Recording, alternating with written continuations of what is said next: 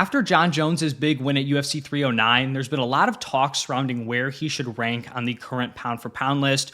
The UFC in their official rankings has him at number 2. You have people like Dana White saying he should be the clear-cut number 1 pound for pound fighter. You have other people who think number 2 is too high for him. So I wanted to go through and just talk about my current top 15 pound for pound. Would love to hear your guys' feedback. But before I do jump in my rankings, I want to kind of nail down a baseline for what we're actually talking about here with pound for pound. I think some people view it as a list of who is the best fighter if everyone was the same size. And I do, kind of get that interpretation.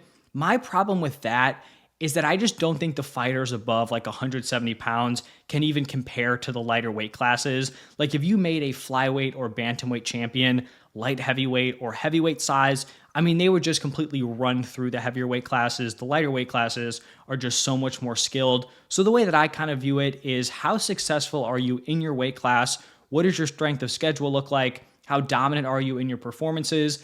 And then how well would you do around your weight class, either moving down if you're like small in your weight class, or potentially moving up? Or more importantly, how well have you actually done, outside your weight class if you've moved down, moved up? Do you have some key wins, in the outside weight classes? But let's just dive right into my tier 1 here. And I do think there is a clear top 3. You may agree, you may disagree, but I do think the order could be, kind of switched around. So my number 1 is going to be Ilia Topuria. And I completely acknowledge he does not have the, volume of title wins to compete with a guy like Islam Makhachev or Alex Pereira. But I do think his win quality is number 1. Out of all the current champions, I think there are 3 wins within the last few years that stand out as being the best. Those 3, in my opinion, are Islam Makhachev's submission win over Charles Oliveira, and then the other 2 come from Ilia Topuria, his KO win over Volk, and then his KO win over Max Holloway. Knocking out 2 all-time great featherweights back-to-back is just unreal. Volk had never lost at 145. Max Holloway had never been KO'd. He finishes Volk at 145. He knocks out Max Holloway. Ilia is just so well-rounded. It's really tough to see anyone beating him at 145. And maybe you make the argument like he probably doesn't have a great chance of moving up and becoming the champion. But that really just comes down to the fact that Islam Makhachev is a true top-tier champion. Like if you just had some middle-of-the-road lightweight champ, Ilia Topuria would probably be favored in that matchup if he were moving up. And I think he's probably favored over everyone except for Islam, like maybe Charles, but I do think he could have a lot of success if he did move up.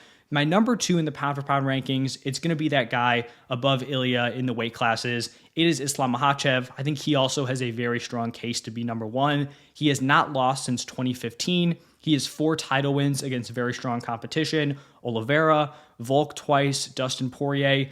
Just like Ilia Topuria, very well-rounded, club and subbed Charles, knocked out Volk, subbed Dustin Poirier. I also think he'd have a lot of success up at 170, and I think if he actually wanted to go up, fight Bilal, I think he'd be the pretty clear betting favorite in that fight. And then my third and final guy here in my clear top 3, it is going to be Alex Pereira.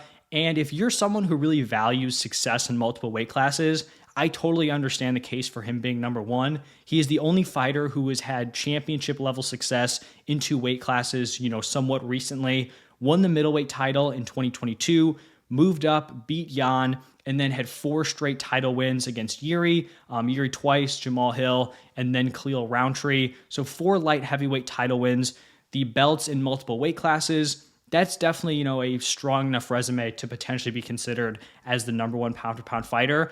I honestly just think the biggest weakness is his level of competition, and it's not his fault, right? Like Alex Pereira can't control the, contenders he's getting at 205. It's just not a super strong weight class, and he probably hasn't fought the second best or potentially best guy in the division in Magomed Ankalaev. I think Magomed is probably his toughest matchup, and we have not seen that fight yet. So he will be my number 3 pound for pound, but still obviously has a great resume.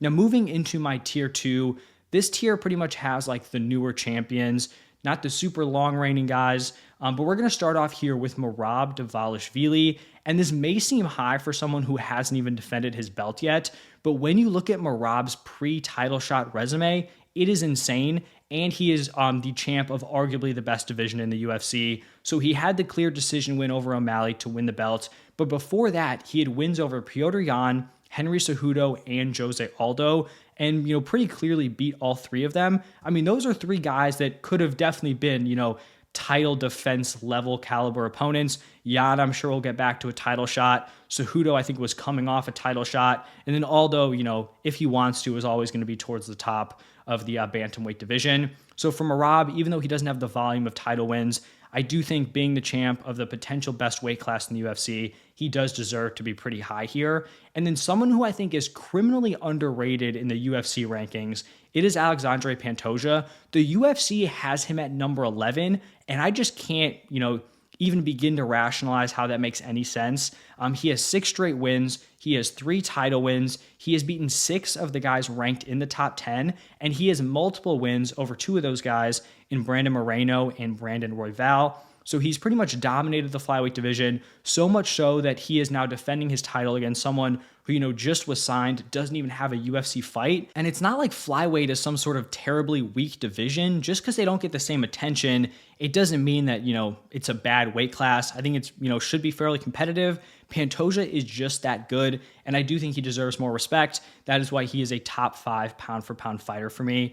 Now, looking at my number 6, the next two, honestly, number 6, number 7, they're kind of tough because I don't necessarily think they're the best fighters in their weight class. But number 6 is going to be DDP. He's 8-0 in the UFC, 6 finishes, has a number 1 contender win over Robert Whittaker, and then title wins over Israel Adesanya and Sean Strickland. It's not his fault, just like I talked about with Pereira, but I do think middleweight is a fairly weak division. He's not the most technical guy, but, it's tough to ding him too much for that because he's still getting it done. I do think the Khamzat matchup is very interesting, and personally, I would prefer Khamzat in that matchup, and I think the odds would also be in favor of Khamzat. And then number 7, the final guy in this tier, it is going to be Belal Muhammad. He's on an 11-fight unbeaten streak. It's a crazy run, 10 wins in that streak, coming off a clear decision win over Leon Edwards for that 170-pound title.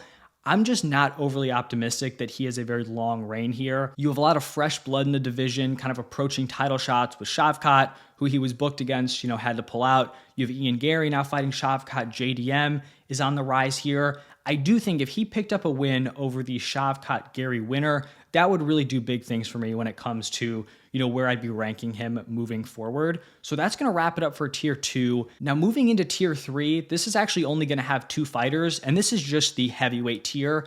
And I have a tough time putting either Tom Aspinall or Jon Jones much higher than this because we straight up do not know who the better fighter is in the weight class. And neither guy really has like a true top tier, level win at heavyweight. Everyone else, right? They won the belt off the champion. They have a claim to be the clear top guy.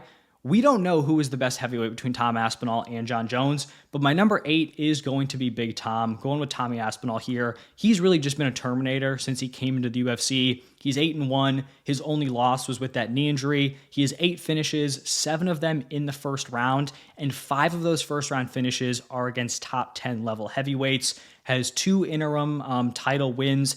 He just hasn't gotten the opportunity to beat the former champ, and he has not gotten the opportunity to unify the belts. So he's kind of just waiting here. But if he were matched up against Jon Jones, I would pick Tom Aspinall to win that fight, which is why I just gave him the slight edge here over Jon Jones, who I do have at number 9. Since moving up to heavyweight, he has picked up 2 title wins.